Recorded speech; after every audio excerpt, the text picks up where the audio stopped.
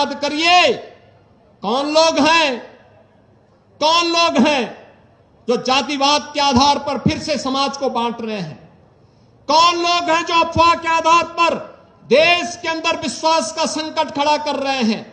कौन वे लोग हैं जो लगातार भारत को भारत न बना रहे, इसके लिए तमाम प्रकार से दुष्चक्र कर रहे हैं? और याद करेंगे तो ये वही लोग हैं जिन्होंने कहा था कि राम और कृष्ण तो हुए ही नहीं।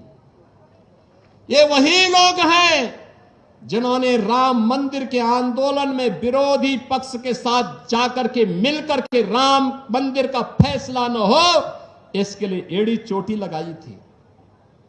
ये वही लोग हैं जो राम सेतु को तोड़ने के लिए तो उतावले दिखाई देते हैं, लेकिन राम मंदिर के निर्माण का विरोध करते हैं। ये वही लोग हैं जिनके द्वारा लगातार देश के अंदर अविश्वास का वातावरण पैदा करने का प्रयास किया जा रहा है। और इस अविश्वास के परिणाम स्वरूप ये भारत के संवैधानिक संस्थाओं को भी कटघरे में खड़ा करने का प्रयास कर रहे हैं। भारत के संवैधानिक संस्थाओं को खड़ा करने का मतलब भारत को एक बार फिर से कटघरे में खड़ा करके अविश्वसनीय बना देना।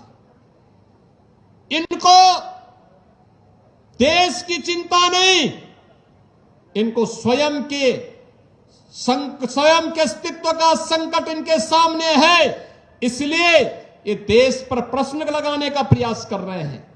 भारत की अस्मिता के साथ अब खिलवाड़ करने पर उतारू हो चुके हैं। और इसीलिए जब आज हम यहां पर आए हैं इस जौहर स्मृति संस्थान के कार्यक्रम में, यह संकल्प का दिवस हम सब के लिए होना चाहिए। और यह संकल्प इस बात का संकल्प बनना चाहिए जो संकल्प सैकड़ों वर्षों से, विगत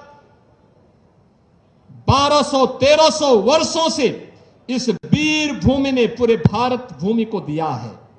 उस संकल्प के साथ जुड़ने का, वीरों और वीरांगनाओं को नमन करने का, उससे एक नई प्रेरणा प्राप्त